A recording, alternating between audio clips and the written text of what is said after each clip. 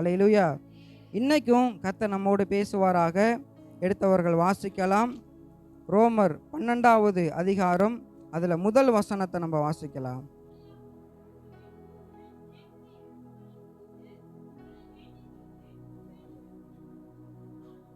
அல்லேலூயா. இன்னைக்கு நம்ம வாசித்த வேதவசனம் ரோமர் 12வது அதிகாரம், அதில் முதல் வசனத்தை நம்ம வாசித்தோம். வேதவசனம் அழகாய் சொல்லுகிறது. நேற்றைய தினத்தில் நம்ம பார்த்தோம், ஒரு மனிதனுடைய இருதயத்திலும் ஒரு தனிப்பட்ட மனிதனுடைய வாழ்க்கையிலும் மறுரூபம் உண்டாக வேண்டும், ஒரு மாற்றம் உண்டாக வேண்டும் என்று சொல்லி நாம் பார்த்தோம். ஹல்லேலூயா. இன்னைக்கு அநேகருடைய நிலைமை எப்படி இருக்கு என்று சொல்லி பார்க்கும்போது, என்னுடைய வாழ்க்கை மறுரூபமாக்கப்பட வேண்டும் என்று சொல்லி நாம் நினைக்கிறோம். ஹல்லேலூயா.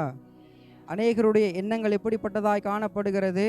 என் வாழ்க்கை மாறணும், என் வாழ்க்கை ஆசீர்வதிக்கப்படணும், என் குடும்பத்தில் ஒரு மாற்றம் உண்டாகணும், நான் கையிட்டு செய்கிற வேலைகளில் ஒரு மாற்றங்கள் உண்டாகணும், நான் போகிற வருகிற இடங்களில் ஒரு மாற்றம் உண்டாக வேண்டும் என்று சொல்லி நம்முடைய வாழ்க்கையில் ஒரு மறுரூபத்தை நாம் எதிர்பார்க்கிறோம். அல்லேலூயா. அன்பு கர்த்தருடைய பிள்ளைகளே, நம்முடைய வாழ்க்கை மாறணும்னா அது நம்முடைய கரத்தில் தான் இருக்குது. அல்லேலூயா. ஆண்டவரை குறித்து வேதவசனம் சொல்லுகிறது, வெளிப்படுத்துதல்ல, நான் வாசப்படியில் நின்று கதவை தட்டுகிறேன், என் சத்தத்தை கேட்டு கதவை திறந்தா அவனருக்குள்ளே பிரவேசித்து அவனோடு நான் போஜனம் பண்ணுவேன், அவனும் என்னோடு போஜனம் பண்ணுவான் என்று சொல்லி வெளிப்படுத்துதல் 3:20 என்ன செய்யுது? வேதவசனம் சொல்லப்படுகிறது. அப்படின்னா என்ன அர்த்தம்? அப்படின்னா, நாம் ஆசீர்வதிக்கப்பட வேண்டும் என்று சொன்னால், நம்முடைய தனிப்பட்ட வாழ்க்கை ஆசீர்வதிக்கப்படணும்னு சொன்னால், கர்த்தருடைய கரத்தில் ஒரு பக்கம் இருந்தாலும் உங்களுடைய கரத்தில் தான் கர்த்தர் கொடுத்திருக்கிறார். அல்லேலூயா. ஒரே ஒரு வார்த்தையில் சொல்லி முடிச்சிடலாம். என்ன தெரியுங்களா? நீங்கள் ஆசீர்வதிக்கப்படுறதும் நீங்கள் ஆசீர்வாதத்தை இழக்கிறதும் உங்களுடைய கரத்தில் தான் இருக்குது. நம்முடைய வாழ்க்கை மாறுகிறதும் இல்லை நம்முடைய வாழ்க்கை மாறாமல் அதே நிலைமையில் இருக்கிறதும் நம்முடைய கரத்தில் கர்த்தர் கொடுத்திருக்கிறார். அல்லேலூயா. வேதவசனம் அழகாய் சொல்லுகிறது, ஆதாமுக்கும் ஏவாளுக்கும் கர்த்தர் 2 ஆப்ஷனை கொடுத்தாரு. ஒன்று, ஜீவ விருட்சத்தின் கனி, அதை சாப்பிட்டோன்னே என்ன செய்யலாம்? நீண்ட நாட்கள் வாழலாம், மரணம் என்பதே கிடையாது. 2வது ஒரு ஆப்ஷனை கர்த்தர் கொடுத்தாரு, நன்மை தீமை அறியத்தக்க கனி. அதை சாப்பிட்ட என்னாகும்? கர்த்தர் சொல்லிட்டாரு, நீ இதை சாப்பிடும் நாளிலே சாகவே சாவை, செத்துருவ அப்படின்ட்டாரு ஆதாமை ஏவாளையும் பார்த்து. ஆனால் அந்த கனி எப்படி இருந்ததா? கண்கள் இச்சிக்கப்படத்தக்கதாக இருந்ததா? கண்களுக்கு அழகாய் காணப்பட்டதா? அந்த இடத்துல ஆண்டவர் ஆதாமுடைய ஏவாளுடைய கரத்தில் தான் அந்த அதிகாரத்தை கொடுத்தாரு. நீ ஆசீர்வதிக்கப்படுகிறதும் நீ ஆசீர்வாதத்தை இழக்கிறதும் நித்திய ஜீவனை நீ பெற்றுக்கொள்ளுகிறதும் நித்திய ஜீவனை இழக்கிறதும் யாருடைய கரத்தில் கொடுத்தாரு? எல்லாம் இங்கே கவனிங்க, பாப்பாவை விட்டுருங்க. அல்லேலூயா. ஆதாமுக்கும் ஏவாளுக்கும் யாருடைய கரத்தில் அதிகாரத்தை கர்த்தர் கொடுத்தாரு? அவருடைய கரத்தில் தான் கொடுத்தாரு. இன்னைக்கும் அன்பு கர்த்தருடைய பிள்ளைகளே, நீங்கள் ஆசீர்வதிக்கப்படுவதற்கு, உங்கள் வாழ்க்கை மறுரூபம் ஆவதற்கு உங்கள் பாசுடைய கரத்தில் என்ன செய்யல? அதிகாரத்தை கொடுக்கல, உங்களுடைய கரத்தில் கர்த்தர் கொடுத்துருக்கிறாரு. இன்னைக்கு ஒரு முடிவு எடுக்கணும், என் வாழ்க்கை மறுரூபம் ஆகணும் அப்படின்னா ஆண்டவர் என் கரத்தில் அதிகாரத்தை கொடுத்துருக்கிறாரு. அந்த ஆதாமும் ஏவாளையும் குறித்து வேதவசனம் சொல்லுகிறது, அவங்க அதை சாப்பிட்டனால பாவம் பிரவேசித்தது, அது மாத்திரமல்ல மரணம் பிரவேசித்தது, வேதனை பிரவேசித்தது, முள்கள், அது மட்டுமல்ல முள்கள் முளைத்தது. இன்னும் சில வசனங்களை வாசிக்கும் போது நம்ம பார்க்கிறோம், ஆண்டவர் சொல்லுகிறாரு, நீ மண்ணிலிருந்து எடுக்கப்பட்டபடியால் மண்ணுக்கே திரும்புவாய். அப்படின்னா என்ன அர்த்தம் தெரியுங்களா? ஆதாமை ஏவாளே, நான் உன் கையில் ஒரு அதிகாரத்தை கொடுத்தேன், நீ நன்மையானது நீ தேர்ந்தெடுத்திருந்த அப்படின்னா இன்னைக்கு ஆதாமை ஏவாளை நம்ம பார்த்துருக்கலாம். அல்லேலூயா. நம்முடைய தாத்தா பாட்டி நம்ம கூடவே இருந்திருப்பாங்க, மரணம் இருந்திருக்காது, வேதனை வந்திருக்காது, வியாதிகள் இருந்திருக்காது, சமாதானமாக இருந்திருப்பாங்க, ஆசீர்வாதத்தோடு காணப்படுவோம். ஆனால் அவங்க செஞ்சது என்ன? தீமை என்ன செஞ்சாங்க? தெரிந்தெடுத்தாங்க. அதனால் அநேக ஆபத்துக்கள் வந்து இந்த பூமிக்குள்ள வந்து பிரவேசித்தது என்று சொல்லி அநேக வசனங்களில் நம்ம வாசிக்கிறோம். இதெல்லாம் வாசிக்க வேணாம், நான் சொல்லுகிறேன். ஆதியாகமம் 3:7 சொல்லப்பட்டு இருக்கு, ஆதியாகமம் 3:16 சொல்லப்பட்டு இருக்கு, ஆதியாகமம் 3:17 சொல்லப்பட்டு இருக்கு, 3:19 என்ன செஞ்சிருக்கு, இவ்வளவு காரியங்கள் சொல்லப்பட்டு இருக்கு. நான் ஏன் தெரியுமா சொல்லுகிறேன்? ஆதாமுக்கும் ஏவாளுக்கும் கர்த்தர் வாய்ப்பை கொடுத்தது போல இன்னைக்கு உங்களுக்கும் எனக்கும் கர்த்தர் ஒரு வாய்ப்பு கொடுத்திருக்கிறார். அல்லேலூயா. அது என்ன வாய்ப்பு தெரியுமா? அதுதான் இந்த 21 நாள் ஜெபமாய் காணப்படுகிறது. அல்லேலூயா. நான் நம்புகிறேன், விசுவாசத்தோடு நம்பிக்கையோடு இந்த 21 நாள் ஜெபத்தில் கலந்து கொண்டு கர்த்தரை பாடி துதித்து ஆராதிக்கும் போது நிச்சயமாக நம்முடைய வாழ்க்கை மறுரூபமாக்கப்படும். நிச்சயமாக நம்முடைய வாழ்க்கை ஆசீர்வதிக்கப்படும். நிச்சயமாக நம்முடைய வாழ்க்கையில் நல்ல சமாதானத்தை நாம் பார்க்கிறதற்கு கர்த்தர் உதவி செய்கிறவராக இருக்கிறார். அல்லேலூயா. 2 ஆப்ஷன் இருக்கு. ஒன்று சபை, இன்னொன்று உலகம். சபையை விட உலகம் ரொம்ப கண்களுக்கு இச்சிக்கிறதா இருக்கும். சபையை விட உலகம் ரொம்ப சமாதானத்தை கொடுக்கறதா இருக்கும். சபையை விட உலகம் ரொம்ப ஆசீர்வாதத்தை கொடுக்கறதா இருக்கும். அன்பு கர்த்தருடைய பிள்ளைகளே, நீங்கள் தேர்ந்தெடுக்கிறதில் தான் நம்முடைய வாழ்க்கையினுடைய மறுரூபம் காணப்படுகிறது. ஹல்லேலூயா. வாசிக்கலாம் மறுபடியும் அந்த வசனத்தை. ரோமர் 12வது அதிகாரம் 1வது வசனத்தை நம்ம வாசிக்கலாம். அப்படி இருக்க சகோதரரே, நீங்கள் உங்கள் சரீரங்களை பரிசுத்தமும் தேவனுக்கு பிரியமுமான ஜீவ பலியாக ஒப்புக் கொடுக்க வேண்டும் என்று தேவனுடைய இரக்கங்களை முன்னிட்டு உங்களை வேண்டிக் கொள்ளுகிறேன். ஹல்லேலூயா. இன்னைக்கு எத்தனை பேருடைய வாழ்க்கை மறுரூபமாகணும்? எத்தனை பேருடைய கடன்களை கர்த்தர் மாற்றணும்? எத்தனை பேருடைய குடும்பங்களில் கர்த்தர் நல்ல சமாதானத்தை தர்றோம்? அதற்கு நாம் என்ன செய்ய வேண்டும் என்று சொல்லி இந்த வசனம் நமக்கு தெளிவாய் சொல்லப்படுகிறது. என்ன சொல்லுகிறது? கர்த்தருக்கு நம்ம என்ன செய்யணுமா? ஜீவ பலியாக ஒப்பு கொடுக்க வேண்டும் என்று சொல்லி இந்த வேத வசனம் சொல்லுகிறது. அன்பு கர்த்தருடைய பிள்ளைகளே, நான் நம்புகிறேன், நீங்கள் உங்களை கர்த்தருக்கு ஜீவ பலியாக ஒப்பு கொடுக்கும் போது நிச்சயமாக நம்முடைய வாழ்க்கை மறுரூபமாக்கப்படும். நிச்சயமாக நம்முடைய குடும்பம் ஆசீர்வதிக்கப்படும். நிச்சயமாக நாம் கையிட்டு செய்கிற வேலைகளில் கர்த்தர் நல்ல ஒரு ஆசீர்வாதத்தை உங்களுக்கு கர்த்தர் தருகிறதற்கு போதுமானவராயிருக்கிறார். அல்லேலூயா. இன்னைக்கு ஒரு முடிவெடுக்கலாம். அப்பா, இதுவரைக்கும் என்னை நான் ஒப்பு கொடுக்காமல் இருந்திருக்கலாம். இதுவரைக்கும் என் சரீரத்தை முழுமையாக நான் ஒப்பு கொடுக்காமல் இருந்திருக்கலாம். இதுவரைக்கும் என்னோட குணாதிசயங்களை கர்த்தருக்கு நான் ஒப்பு கொடுக்காமல் இருந்திருக்கலாம். ஆண்டவரே, இன்னைக்கு நான் ஒரு முடிவு பண்ணுகிறேன். என்ன உம்முடைய கரத்தில் ஒப்பு கொடுக்கிறேன். என் வாழ்க்கை மறுரூபமாக்கப்படட்டும்பா. என் வாழ்க்கை ஆசீர்வதிக்கப்படட்டும்பா. என் குடும்பம் மறுரூபமாக்கப்படட்டும். என் வேலை மறுரூபமாக்கப்படட்டும் என்று சொல்லி ஆண்டவரிடத்தில் நம்மை ஒப்பு கொடுக்கும் போது நிச்சயமாய் கர்த்தர் நம்முடைய வாழ்க்கையை மறுரூபப்படுத்துகிறதற்கு கர்த்தர் போதுமானவராயிருக்கிறார். அல்லேலூயா. இன்னைக்கு அநேக கிறிஸ்தவருடைய நிலைமை எப்படி இருக்கு அப்படின்னா, ஆதி வாழ்க்கையில் இருந்த அதே நிலைமை இன்றைக்கும் காணப்படுகிறது. ஆண்டவரை நான் ஏற்றுக்கொள்ளும் போது என்ன நிலைமையில் இருந்தனோ அதே நிலைமை தான் இதுவரைக்கும் இருக்கு. ஒரு மாற்றமும் என் வாழ்க்கையில் இல்லை. ஒரு மாற்றமும் என் ஆசீர்வாதத்தில் காணப்படலை. ஒரு மாற்றத்தையும் நான் அனுபவிக்கலை. அதே நிலைமை தான் இருக்கு. ஆனால் ஆண்டவர்கிட்ட என்னை ஒப்பு கொடுத்துட்டேன் அப்படின்னு சொல்லி அநேக பேர் நம்ம யோசிக்கிறோம். அன்பு கர்த்தருடைய பிள்ளைகளே, உண்மையாய் ஆண்டவரை தேடும் பொழுது, உண்மையாக முழு இருதயத்தோடு முழு மனதோடு ஆண்டவரிடத்தில் நம்மை அர்ப்பணிக்கும் போது நிச்சயமாக அந்த ஆசீர்வாதத்தை கர்த்தர் தருவார். அல்லேலூயா. இன்னும் நம்ம வாழ்க்கை மாறலை, இன்னும் நான் ஆசீர்வதிக்கப்படலை, இன்னும் நான் உயர்ந்த நிலைக்கு கடந்து போகலாம் அப்படின்னா கர்த்தர் மேலே தவறு இல்லை, நம்ம மேலே தவறு இருக்குது. அப்படின்னா என்ன தெரியுமா அர்த்தம்? உண்மையாக இன்னும் ஆண்டவருடைய கரத்தில் நம்மளை அர்ப்பணிக்கலை. இன்னும் உண்மையாக ஆண்டவருடைய கரத்தில் நம்ம ஒப்பு கொடுக்காதனால தான் இன்னும் அநேக ஆசீர்வாதங்கள் தடையாக இருக்குது. நம்முடைய வாழ்க்கை மறுரூபமாகாமல் காணப்படுகிறது. ஆனால் நான் நம்புகிறேன், இந்த நாள் வரைக்கும் நாம் ஆண்டவரிடத்தில் எப்படி நம்ம ஒப்பு கொடுத்தோன்னு தெரியல. இன்னைக்கு ஒரு தீர்மானம் எடுக்கலாம். இது வரைக்கும் ஒப்பு கொடுப்பல்ல, முழுமையாக நான் என்னை ஒப்பு கொடுக்கிறேன். சிந்தையை ஒரு இடத்துல வச்சுக்கிட்டு என் சரீரத்தை கர்த்தரிடத்தில் ஒப்பு கொடுக்கறதல்ல, என் சரீரத்தை கர்த்தருடைய சமூகத்தில் ஒப்பு கொடுத்துட்டு என் சிந்தையை வேறு இடத்துல வைக்கிறதல்ல, முழு இருதயத்தோடு முழு உள்ளத்தோடு முழு பலத்தோடு ஆண்டவரை தேடும்போது நிச்சயமாக கர்த்தர் நம்மளை ஆசீர்வதிப்பார். நான் நம்புகிறேன். உண்மையாக உங்களை கர்த்தருடைய சமூகத்தில் நீங்கள் அர்ப்பணிங்க, உண்மையாக ஆண்டவரத்தில் நீங்கள் ஒப்பு கொடுங்க. உலகம் எனக்கு வேண்டாம்ப்பா, உலகத்துடைய பாவங்கள் எனக்கு வேண்டாம், உலகத்துடைய வேதனைகள் வேண்டாம், நான் கர்த்தருடைய சமூகத்தில் என்னை ஒப்பு கொடுக்கிறேன்னு சொல்லி முழு மனதாக நம்ம ஒப்பு கொடுக்கும் போது நிச்சயமாக நம்முடைய வாழ்க்கை மறுரூபமாக்கப்படும். அல்லேலூயா. அநேக நேரத்தில் நம்ம யோசிச்சிருக்கோமா, எவ்வளவு பிரயாசப்பட்டும் என் வாழ்க்கை மாற மாட்டேங்குது, எவ்வளவு ஓடினாலும் என் ஆசீர்வாதத்தை பார்க்க முடியல, எவ்வளவு முயற்சி செஞ்சாலும் ஒரு அடி தரத்துலேயே நான் இருக்கிறேன், கொஞ்சம் கூட மேலே வரலன்னு சொல்லி நம்ம யோசிச்சிருக்கிறோம். அநேக சூழ்நிலைகள் இப்போயும் நம்முடைய வாழ்க்கையில் கடந்து வந்திருக்கலாம். ஏன் தெரியுங்களா? உண்மையான கர்த்தருடைய சமூகத்தில் ஒப்பு கொடுப்பு இல்லை. கர்த்தருடைய வார்த்தையை கேட்குறோம், ஆராதனை வேலையில் ஆண்டவர்கிட்ட ஒப்பு கொடுக்குறோம், ஏதோ பாஸ்ட் மேலேருந்து சொல்லுகிறாரு, பாட்டு பாடுறாங்க, ஆராதனை நடத்துகிறாங்க, யார் யாரெல்லாம் ஆண்டவர்கிட்ட ஒப்பு கொடுக்குறாங்கன்னு சொல்லும்போது எல்லாரும் என்ன செய்வோம்? ஒப்பு கொடுப்போம். ஆனால் ஆலயத்தை தாண்டி போனதுக்கப்புறமா, சபையை விட்டு போனதுக்கப்புறமா பாஸ்டர் என்ன சொன்னாருன்னே நமக்கு ஞாபகம் இருக்காது, பாஸ்டர் எதை குறித்து பேசினாருன்னே எனக்கு ஞாபகம் இருக்காது.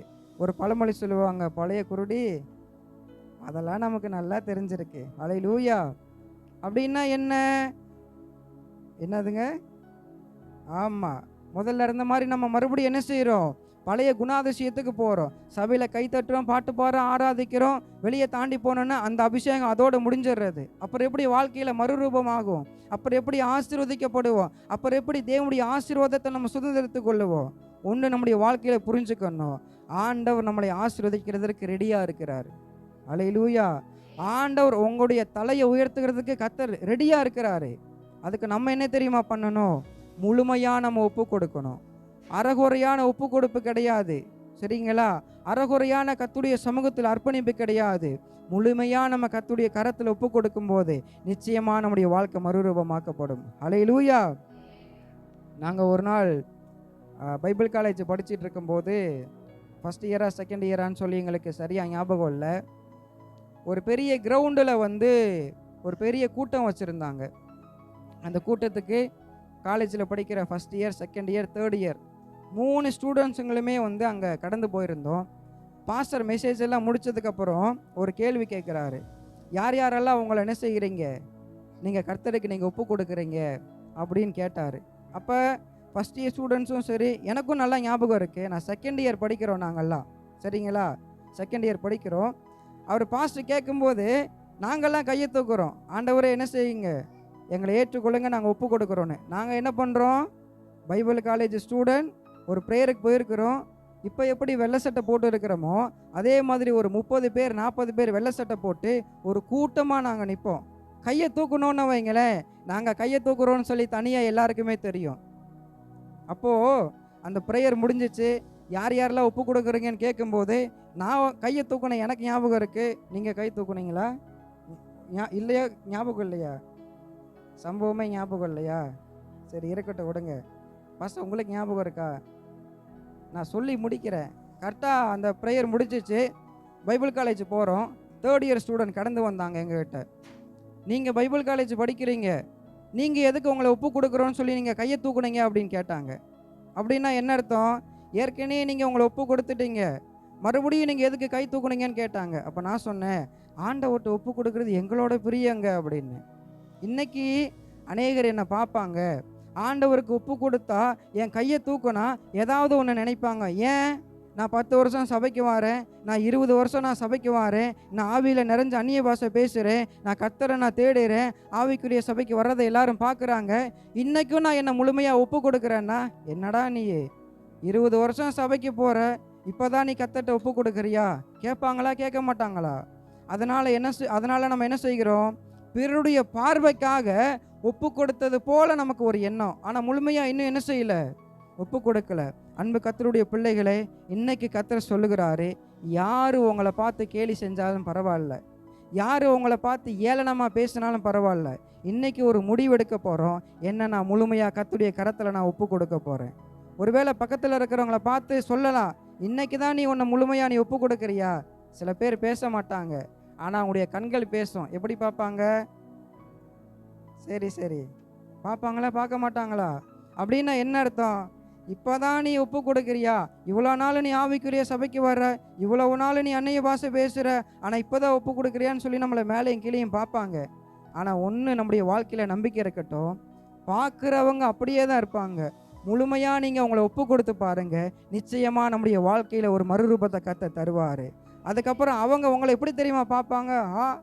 இவங்களாப்பா, இவங்க அன்னைக்கு நம்ம பக்கத்தில் தானே உட்காந்துருந்தாங்க, அன்னைக்கு இவங்கள நான் மேலேயும் கீழேயும் பார்த்தனே, ஆனால் இன்னைக்கு அவங்க வாழ்க்கை மாறி இருக்குதுன்னு சொல்லி நிச்சயமாக அவருடைய கண்களுக்கு முன்பாக கர்த்தர் நம்மை மேன்மைப்படுத்துவார்.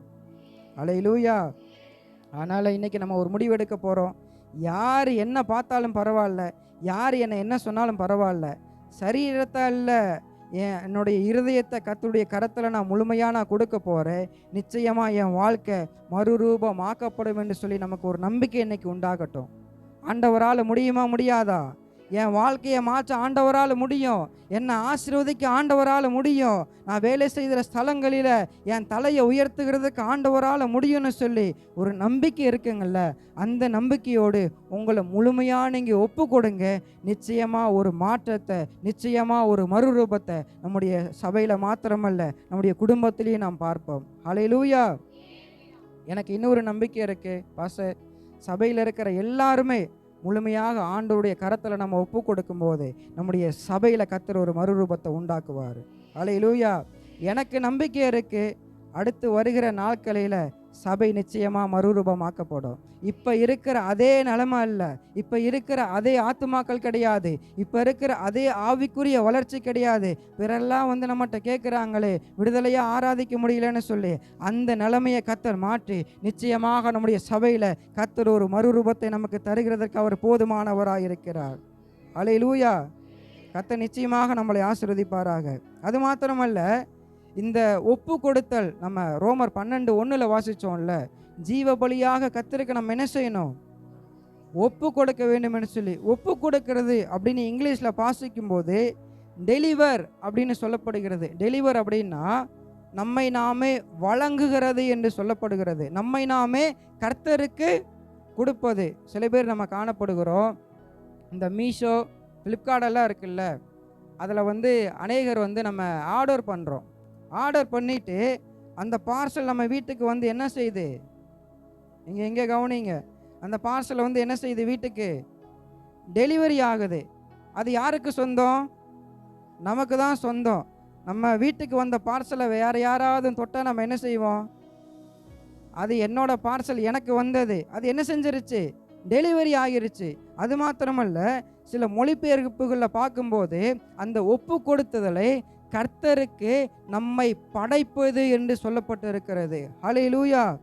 இன்னும் சில ஆங்கில மொழிபெயர்ப்புகளை பார்க்கும்போது கிவிங் இன் அப்படின்னு போட்டிருக்கு. அப்படின்னா என்ன அர்த்தம் தெரியுங்களா? இயேசுவுக்கு நம்மை ஒப்பு கொடுப்பதல்ல, இயேசுவுக்கு உள் நம்மை கொடுப்பது. ஹல்லேலூயா. அதுதான் நேற்று நம்ம வாசித்தோம். ஒருவன் கிறிஸ்துவுக்குள் இருந்தால் என்ன செய்கிறான்? புது சிருஷ்டி ஆகிறான், பழையவைகள் ஒளிந்து போயின, எல்லாம் புதிதாயின. அதே வசனம் தான் சொல்லப்பட்டிருக்கிறது. கிவிங் இன் அப்படின்னா கிறிஸ்துவுக்கு உள் நம்மை ஒப்பு கொடுப்பது, கிறிஸ்துவுக்கு வெளியே அல்ல, கிறிஸ்துவுக்கு உள் நம்மை ஒப்பு கொடுப்பது. அன்பு கர்த்தருடைய பிள்ளைகளே, நீங்கள் உங்கள் வாழ்க்கையை கர்த்தருக்கு உள்ள ஒப்பு கொடுங்க. நிச்சயமாக புதிய காரியத்தை கர்த்தர் நம்முடைய வாழ்க்கையில செய்கிறதற்கு கர்த்தர் போதுமான ஒரு தேவனாக இருக்கிறார். அல்லேலூயா. எத்தனை பேர் ஆசீர்வாதத்தை பார்க்குறதற்கு நம்ம தயாராக இருக்கிறோம்? எத்தனை பேர் உயர்வை பார்க்குறதற்கு நம்ம தயாராக இருக்கிறோம்? அந்த நம்பிக்கை நிச்சயமாக நம்முடைய வாழ்க்கையில் வரட்டும். ஏன் தெரியுங்களா? நீங்களும் நானும் ஆராதிக்கிற தேவன் அவர் ஜீவனுள்ள தேவனாக இருக்கிறார். நீங்களும் நானும் ஆராதிக்கிற தேவன் அவர் வல்லமை உள்ள தேவனாக இருக்கிறார். வேதவசனம் சொல்லுகிறது, கர்த்தர் சகலத்தையும் அவர் நமக்காக செய்வார் என்று சொல்லி. ஆண்டவர் நமக்கு ஆயத்தம் படுத்தி வைத்திருக்கிறத, ஆண்டவர் நமக்காக செய்ய போகிறத ஒருவனாலும் தடுக்க முடியாது, ஒருவனாலும் தடுத்து நிறுத்த முடியாது. அன்பு கர்த்தருடைய பிள்ளைகளே, நீங்கள் உங்களை கிறிஸ்துவுக்கு உள்ள அர்ப்பணிக்கும் போது, கிறிஸ்துவுக்கு உள்ள நீங்கள் ஒப்பு கொடுக்கும் போது கர்த்தர் உங்களை ஆசீர்வதிக்கிறத ஒரு மனுஷனாலும் தடை பண்ண முடியாது. ஆண்டவர் உங்களை சபையை ஆசீர்வதிக்கிறத ஒரு மனுஷனாலும் தடை பண்ண முடியாது. அல்லேலூயா. வேதவசனம் சொல்லுகிறது, அவர் திறக்க கூடாதபடி பூட்டுகிறவரும் அவர் பூட்டக்கூடாதபடிக்கு திறக்கிறவருமாய் இருக்கிறவர் என்று சொல்லி. அன்பு கர்த்தருடைய பிள்ளைகளே, கர்த்தருக்கு உங்களை ஒப்பு கொடுக்கும் போது ஒருவனும் அடைக்க முடியாத கதவை கர்த்தர் உங்களுக்காக திறப்பாரு. ஒருவனும் அடைக்க முடியாத கதவை ஆண்டவர் நம்முடைய சபைக்காக திறக்கிறதற்கு கர்த்தர் போதுமானவராயிருக்கிறார். அல்லேலூயா. இந்த வார்த்தையை பேச பேச எனக்கு ஒரு நம்பிக்கை வந்துருச்சு. என்ன தெரியுங்களா? நீங்கள் உங்களை நிச்சயமாக ஒப்பு கொடுக்கும்போது ஒரு ஆசீர்வாதத்தை கர்த்தர் நிச்சயமாக தருவார். வாழ்க்கையில் ஒரு மறுரூபத்தை கர்த்தர் நிச்சயமாக தருவார். நம்முடைய சபைகளில் கர்த்தர் ஒரு மறுரூபத்தை நிச்சயமாக கர்த்தர் தருகிறவராக இருக்கிறார். அல்லேலூயா. இந்த ரோமர் நிருபத்தை பவுல் எழுதுகிறாரு. இந்த ரோமர் நிருபத்தை, இந்த வசனத்தை எந்த நம்பிக்கையில் பவுல் எழுதியிருப்பார்? அழகா சொல்லுகிறாரு, நீங்கள் உங்களை என்ன செய்யுங்க? கர்த்தருக்கு ஒப்பு கொடுங்க. அப்படி ஒப்பு கொடுக்கும்போது நம்முடைய வாழ்க்கை ஆசீர்வாதமாகும். அது 2வது வசனம் சொல்லுகிறது, நம்முடைய இருதயம் என்ன செய்யுமா? புதிதாக மறுரூபமாகும் என்று சொல்லி. எந்த நம்பிக்கையில் பவுல் இதை சொல்லியிருக்கிறாரு? எந்த நம்பிக்கையில் தெரியுங்களா? பவுல் தன்னை கர்த்தருக்கு ஒப்பு கொடுத்ததுனால, பவுல் தன்னை ஆண்டவருக்கு ஒப்பு கொடுத்ததுனால அவருடைய வாழ்க்கையில் கர்த்தர் ஒரு மறுரூபத்தை உண்டாக்கினார். அன்பு கர்த்தருடைய பிள்ளைகளே, அதே நம்பிக்கையில தான் பவுல் சொல்லுகிறாரு, நான் பவுல் ஆராதிக்கிற தேவனை தான் நீங்களும் நானும் ஆராதிக்கிறோம். அப்போ பவுல் சொல்லுகிறாரு, என்னுடைய வாழ்க்கையை மறுரூபப்படுத்தின தேவன் உங்களுடைய வாழ்க்கையை நிச்சயமாக மறுரூபப்படுத்துவார். என் வாழ்க்கையை ஆசீர்வதித்த தேவன் நிச்சயமாக உங்கள் வாழ்க்கையும் ஆசீர்வதிப்பார் என்ற ஒரு நம்பிக்கையில் பவுல் சொல்லுகிறாரு. நீங்கள் உங்களை கர்த்தருக்கு ஒப்பு கொடுங்க, நிச்சயமாக நம்முடைய வாழ்க்கை மறுரூபமாக்கப்படும். அல்லேலூயா. ஒரு வசனத்தை வாசிக்கலாம். அப்போஸ்தலர் நடபடிகள் 9வது அதிகாரம், அதில் 6வது வசனத்தை நம்ம வாசிக்கலாம்.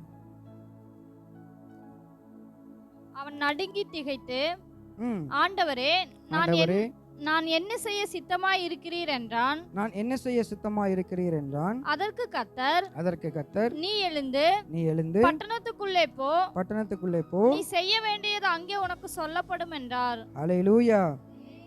அன்பு கர்த்தருடைய பிள்ளைகளே, இந்த வசனத்திலிருந்து பவுலுடைய வாழ்க்கையில ஒரு மறுரூபத்தை நம்மால பார்க்க முடியும். அல்லேலூயா.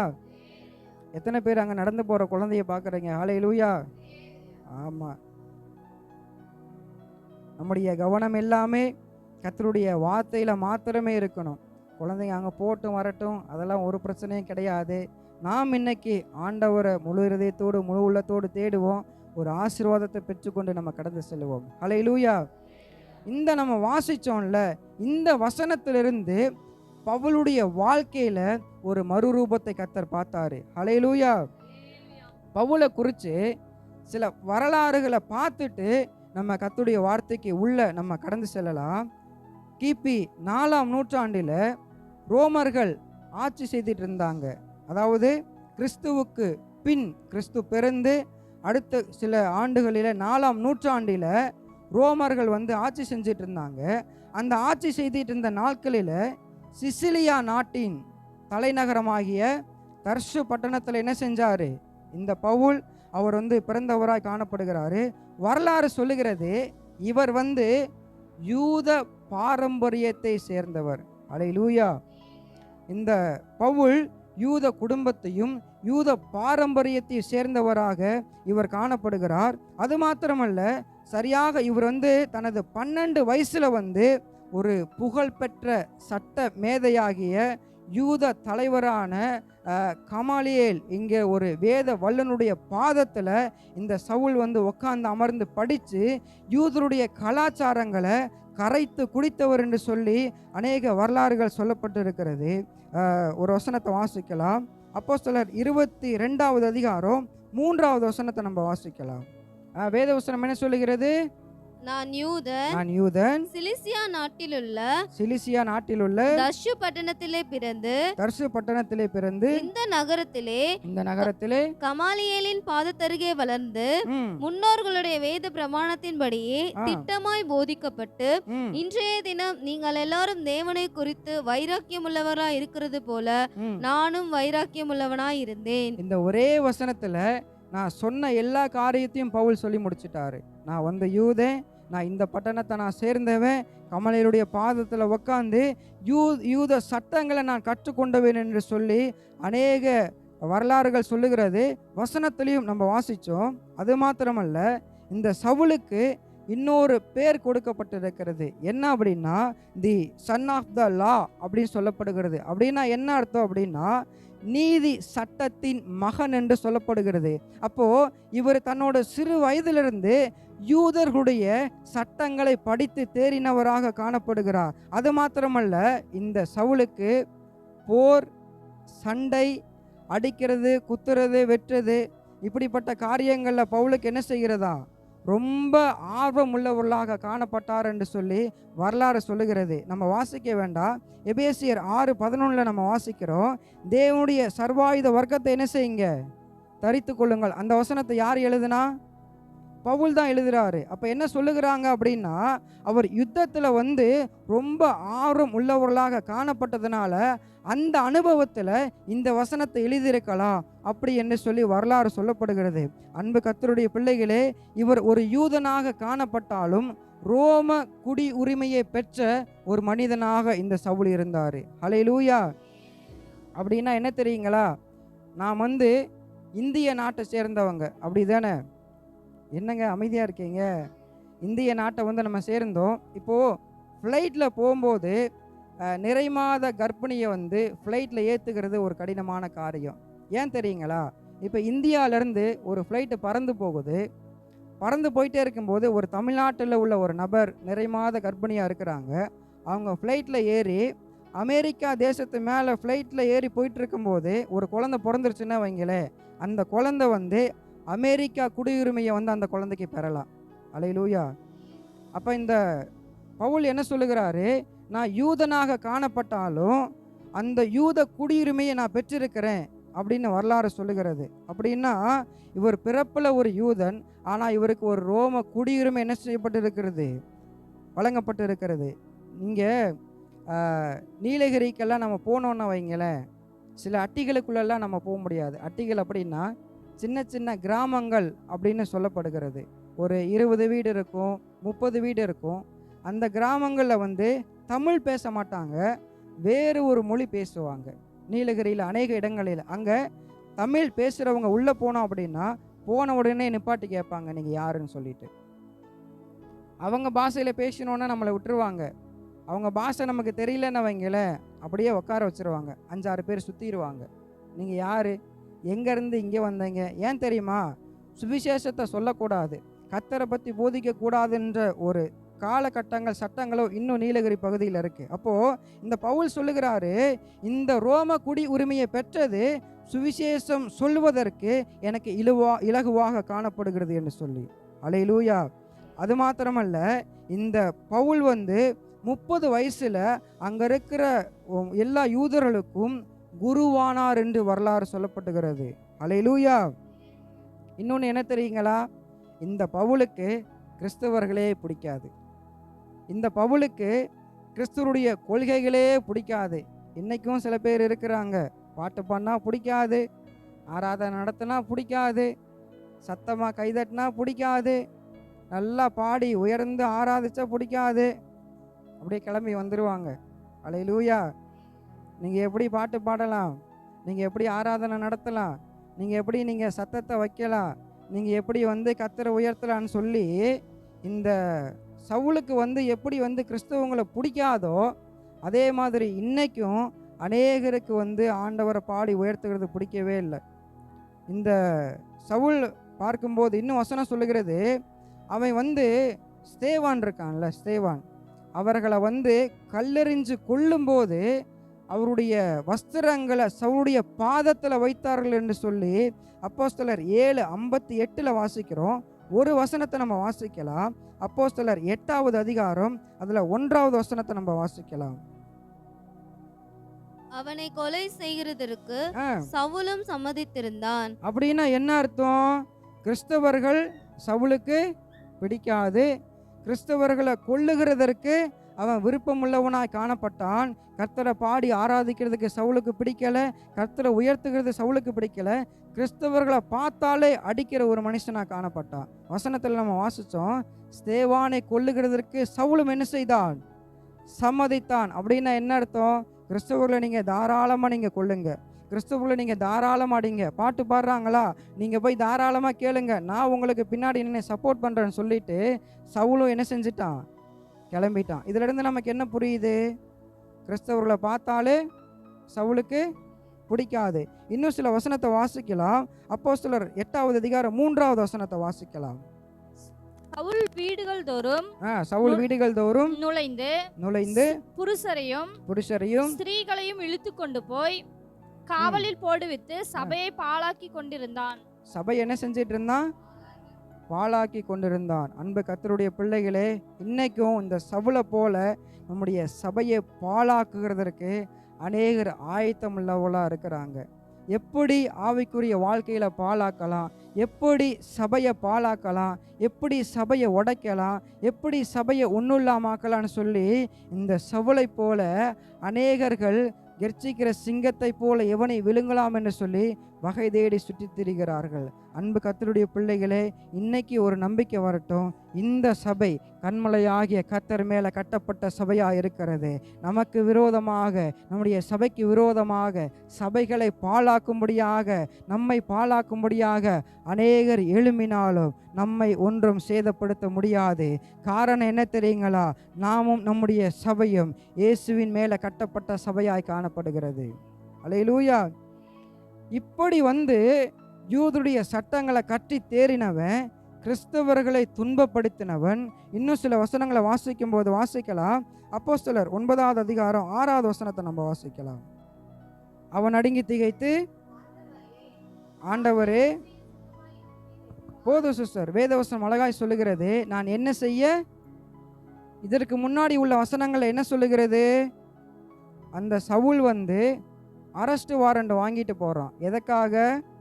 கிறிஸ்தவர்களை அடித்து துன்பப்படுத்தணும், வீடுகளுக்கு உள்ளே புகுந்து எல்லாத்தையும் இழுத்துட்டு வரணும். அது சகோதரிகளாக இருந்தாலும் பரவாயில்ல, சகோதரனாக இருந்தாலும் பரவாயில்லன்னு சொல்லி அநேக தந்திரங்களை தீட்டிக்கொண்டு கிறிஸ்தவர்களுக்கு விரோதமாக செயல்பட்ட ஒருவனாக இந்த சவுல் காணப்படுகிறான். அல்லேலூயா. ஒரு நாள் கடந்து வருகிறது, கர்த்தருடைய தொடுதல் சவுலுக்கு நேராக கடந்து வருகிறது. அந்த லெட்டரை வாங்கிட்டு, அந்த அரெஸ்ட் வாரண்ட்டை வாங்கிட்டு தமஸ்குவுக்கு நேராக கிறிஸ்தவர்களை துன்பப்படுத்தும்படியாக, கிறிஸ்தவர்களை துன்பப்படுத்தின ஸ்தேவானை கொலை செய்கிறதற்கு சம்மதித்த அந்த சவுல் லெட்டரை வாங்கிட்டு தமஸ்குவுக்கு நேராக கடந்து போகிறா. அங்கே வானத்திலிருந்து ஒரு பெரிய வெளிச்சம் கடந்து வருகிறது. அல்லேலூயா.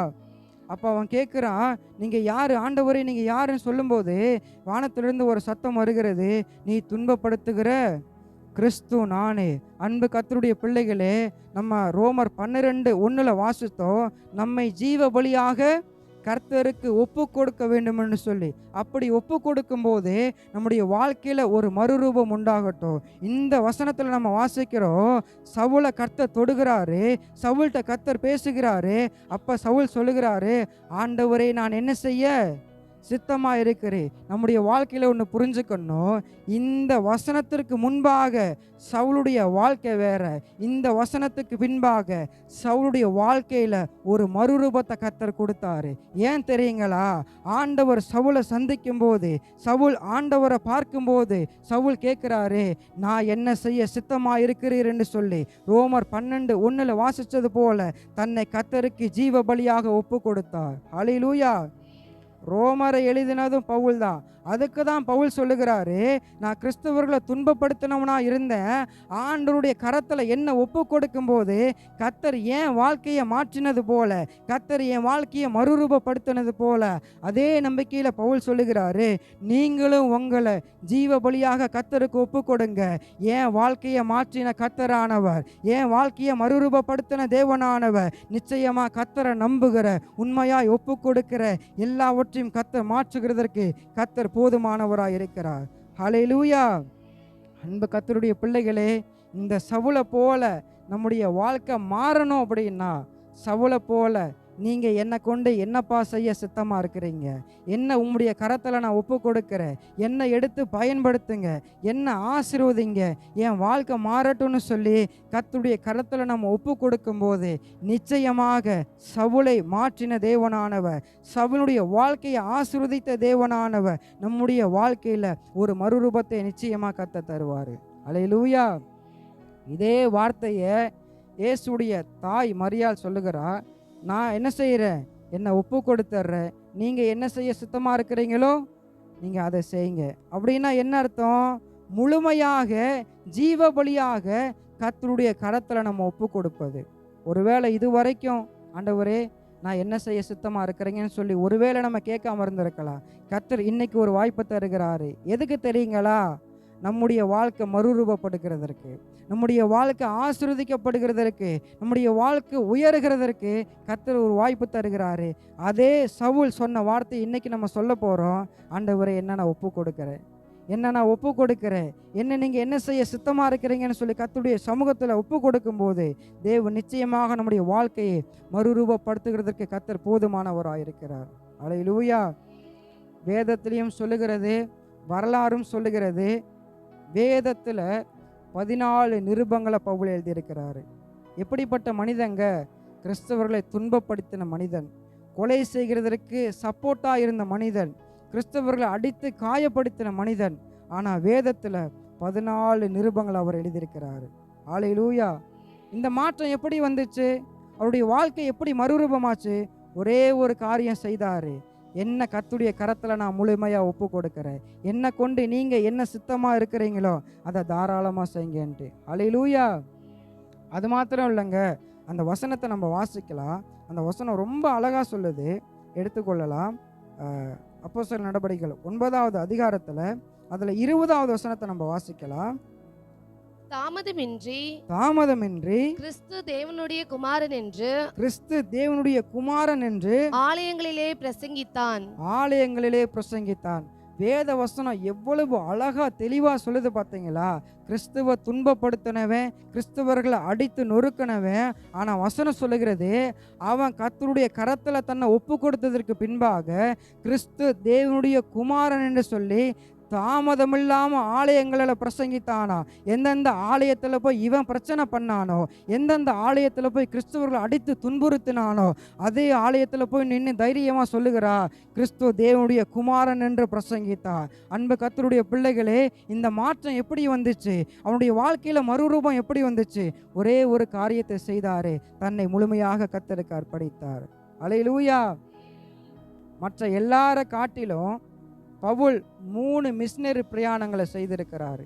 அல்லேலூயா. நாம் பார்த்து வியக்கத்தக்கதாக அநேக ஊழியங்களை பவுல் செய்திருக்கிறாரு. அல்லேலூயா. முதல் மிஷனரி பயணத்தில் 3 பேர் கடந்து போகிறாங்க. ஒன்று பவுல், 2வது இன்னும் 2 பேர் கடந்து போகிறாங்க. அந்த ஊழியத்துக்கு கடந்து போகிற சூழ்நிலைகளில் பவுலுக்கு முதலாவது ஒரு சம்பவம் நடக்குது. என்ன தெரியுங்களா? தமஸ்குவுக்கு வராரு. ஃபஸ்ட்டு எங்கே போனார்? கிறிஸ்தவர்களை துன்பப்படுத்தும்படியாக தமஸ்குவுக்கு போகிற வழியில் தான் ஆண்டவர் சவுலை சந்தித்தார். அதே தமஸ்குவுக்கு தான் ரட்சிக்கப்பட்டதற்கு பின்பாக கர்த்தருடைய ஊழியத்தை செய்கிறதற்காக போகிறாரு. யூதர்கள் அந்த சவுலை கல்லெறிஞ்சு கொல்லும்படியாக என்ன செஞ்சாங்க? அவர்கள் ஆயத்தமாக இருந்தாங்க. அப்போ சீசர்கள்லாம் என்ன பண்ணாங்க அப்படின்னா, சவுலை பத்திரமா ஒரு கூடையில் கீழே இறக்கி என்ன செஞ்சாங்க? சவுலை காப்பாற்றினாங்க. நம்ம நல்லா ஒன்று கவனிக்கணும், மற்றவர்களை துன்பப்படுத்தினவன் கிறிஸ்துவின் நிமித்தமாக, கிறிஸ்து தொட்டதின் நிமித்தமாக அவன் தாழ்மையான ஒரு குணத்தை அனுபவித்தான். அல்லேலூயா. நம்மளாம் என்ன பண்ணுவோம்? ஆண்டவருடைய கரத்தில் என்னை ஒப்பு கொடுக்குறேன்னு சொல்லுவோம், கர்த்தருடைய கரத்தில் என்னை ஒப்பு கொடுக்குறோன்னு சொல்லுவோம். ஆனால் யாராவது நம்மளை சீண்டிட்டா நம்ம எப்படி பண்ணுவோம்? பயங்கரமாக கோபம் வரும். ஆனால் சவுல் அப்படி செய்யவே இல்லை. ஏன் தெரியுங்களா? நம்மை போல அறகுறையாக கர்த்தருடைய கரத்தில் ஒப்பு கொடுக்கல, நம்மை போல பாதியாக ஒப்பு கொடுக்கல, முழுமையாக கர்த்தருடைய கரத்தில் ஒப்பு கொடுத்தாரு. என்னால் சொல்ல முடியும், என்னையும் சேர்த்து தான் நான் சொல்கிறேன், முழுமையாக கர்த்தருடைய கரத்தில் ஒப்பு கொடுக்குற மனுஷனுடைய வாழ்க்கையில் நிச்சயமாக ஒரு மாற்றம் உண்டாகும். பழைய சுபாவங்கள் மாறும், பழைய ஆசீர்வாதங்கள் மாறும், பழைய குணங்கள் மாறும், பழைய உயர்வுகள் மாறும். ஒரு புதிய ஆசீர்வாதத்தை கர்த்தர் கொடுப்பாரு. ஒரு புதிய உயர்வை கர்த்தர் கொடுப்பாரு. அல்லேலூயா. அந்த முதல் மிஷினரி பிரயாணத்தில் பவுலுக்கு ஒரு சம்பவம் நடக்குது. பவுலை கல்லெறிஞ்சு அடிக்கிறாங்க யூதர்கள். பவுலை கல்லெறிஞ்சு அடிக்கும்போது பவுல் செத்தவனை போல் அவன் காணப்பட்டான். எல்லாரும் யோசிச்சுட்டாங்க, சரி பவுல் செத்துட்டான் அப்படின்னு சொல்லிட்டு விட்டுட்டு போயிட்டாங்க. ஆனால் வரலாறு சொல்லுது, வேதமும் சொல்லுது, அவங்கெல்லாம் போனதுக்கு அப்புறமா அவன் உடனே எழும்பி மீண்டும் கர்த்தருடைய ஊழியத்தை செஞ்சான். எப்படிப்பட்ட ஒரு மனிதன் பார்த்தீங்களா? ரெண்டாவது மிஷினரி பயணத்தில் இன்னும் பெரிய சம்பவங்கள் நடக்கிறது. பவுலும் சீலாவையும் சிறைச்சாலையில் வச்சு அடித்து துவைக்கிறாங்க. கைகாலெல்லாம் சங்கிலிகளால் கட்டப்பட்டு இருக்கு. ஆனால் அந்த நேரத்திலையும் பவுல் கோபப்படாமல் ரெண்டாவது மிஷினரி பயணத்தில் கர்த்தரை பாடி உயர்த்துகிற மனிதனாய் காணப்பட்டான். எப்படிப்பட்ட ஒரு மறுரூபம் அவனுடைய வாழ்க்கையில், எப்படிப்பட்ட மேன்மை அவனுடைய வாழ்க்கையில். மூன்றாவது மிஷினரி பயணத்தில் இன்னும் பெரிய சம்பவம் நடக்குது. அவனை சிறைச்சாலைக்கு நேராக கொண்டு போகிறாங்க, ரோமருக்கு நேராக கொண்டு போகிறாங்க. ஒரு பெரிய கப்பற்சேதம் ஏற்படுகிறது. ஒரு பாம்பு அவனுடைய கரத்தை கடிக்குது. அநேகர் பார்த்து இவன் பாவம் செஞ்சான்னு சொல்கிறாங்க. அவன் எதை குறிச்சும் கவலைப்படலை. கர்த்தருடைய ஊழியத்தை செய்கிறத மாத்திரம் அவன் அது நிதானமாய் காணப்பட்டான். அல்லேலூயா. இதுக்கெல்லாம் காரணம் என்னங்க? ரோமர் 12:1 சொல்லப்பட்டது போல பவுல் எழுதின வார்த்தையின்படியாக தன்னை கர்த்தருக்கு முழுமையாக ஒப்பு கொடுத்தான். நான் நம்புகிறேன் அன்பு கர்த்தருடைய பிள்ளைகளே, நம்முடைய குணங்கள் மாறணும் அப்படின்னா, நம்முடைய வாழ்க்கை மாறணும் அப்படின்னா, பவுலை போல நாம் கர்த்தருக்கு முன்பாக நம்மை முழுமையாக ஒப்பு கொடுக்க வேண்டும். மீண்டும் நான் சொல்லுகிறேன், நம்ம வாழ்க்கை மாறலைன்னா கர்த்தர் காரணம் கிடையாது. நான் ஆசீர்வதிக்கப்படலைன்னா நான் காரணம் கிடையாது. நீங்கள் உயரலை அப்படின்னா கர்த்தர் காரணம் கிடையாது. இன்னும் நாம் கர்த்தருடைய கரத்தில் முழுமையாய் நம்மை ஒப்பு கொடுக்கவில்லை. அல்லேலூயா. பவுல் எப்படி தெரியுமா இறந்தாரு? அவரை சிறைப்பிடிச்சு கொண்டு போகிறாங்க.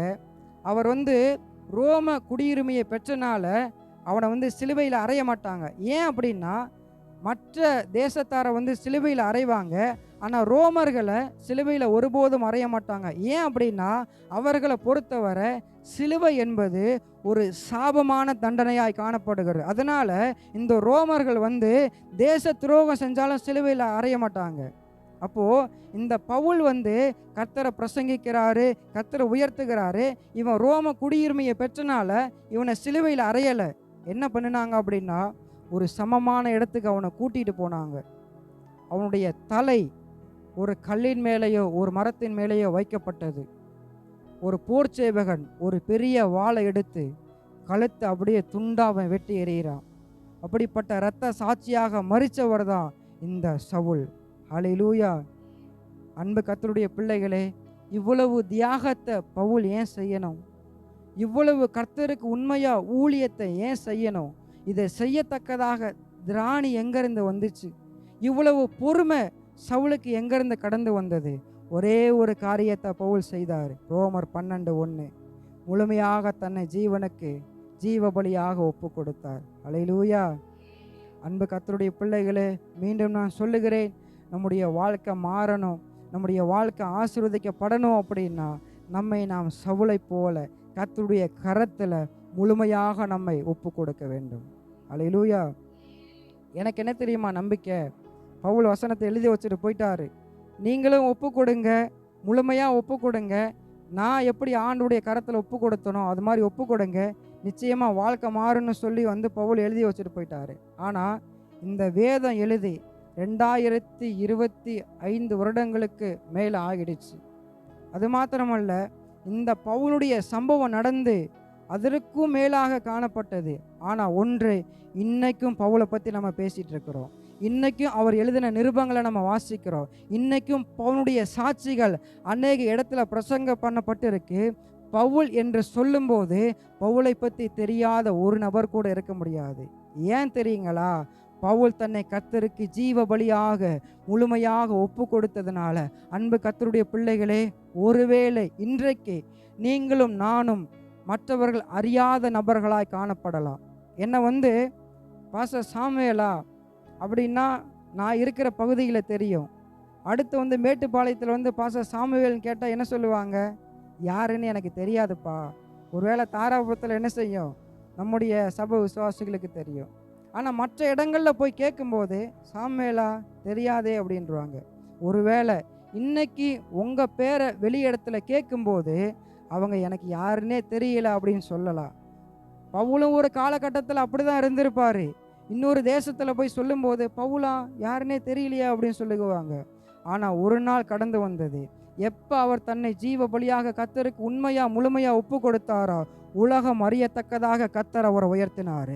அன்பு கர்த்தருடைய பிள்ளைகளே, நான் நம்புகிறேன், ஒருவேளை 2 தெருவுக்கு தள்ளி போனால் சர்ச் ஆஃப் காடுன்ற ஒரு சபை இருக்கிறது தெரியாமல் இருக்கலாம். ஆனால் எனக்கு நம்பிக்கை இருக்குது, நீங்கள் உங்களுடைய குடும்பங்களை, நீங்கள் உங்கள் தனிப்பட்ட வாழ்க்கையை கர்த்தருக்கு நீங்கள் உண்மையாக ஒப்பு கொடுக்கும்போது, ஒருவேளை இன்னைக்கு 2 தெருவு தள்ளி இந்த சர்ச் ஆஃப் காடு தெரியாமல் இருக்கலாம். வருகிற நாட்களில் இந்த தாராபுரம் சிட்டி அறியத்தக்கதாக, இந்த தாராபுரத்தில் இருக்கிற எல்லா ஜனங்களும் அறியத்தக்கதாக நிச்சயமாக கர்த்தர் இந்த சபையை உயர்த்துகிறதுக்கு கர்த்தர் போதுமானவராக இருக்கிறார். சபையை மாத்திரமல்ல, இங்கே இருக்கிற ஒவ்வொரு பிள்ளைகளையும் உலகம் அறியத்தக்கதாக கர்த்தர் கொண்டு போகிறதற்கு அவர் பாத்திரமுள்ள தேவனாக இருக்கிறார். அல்லேலூயா. ஒரே ஒரு காரியத்தை மட்டும் நம்ம செய்யணும். ஜீவ பலியாக நம்ம கர்த்தருக்கு உண்மையாக ஒப்பு கொடுக்கணும். நான் என்ன செய்யப்பா நீங்கள் சித்தமாக இருக்கிறீங்க, நீங்கள் தாராளமாக செய்யுங்கன்னு சொல்லி உண்மையாக நீங்கள் ஒப்பு கொடுங்க. உங்கள் வாழ்க்கையில் ஒரு மாற்றத்தை, மறுரூபத்தை நிச்சயமாக கர்த்தர் தருவார். அல்லேலூயா. இன்னைக்கு அநேகர் நம்ம என்ன யோசிச்சுட்டு இருக்கோம் அப்படின்னா, சவுலோட பேர் இன்னொரு பேர் என்ன, ஏன் நம்ம அந்த பேரை சொல்லி நம்ம கூப்பிடுறோம்?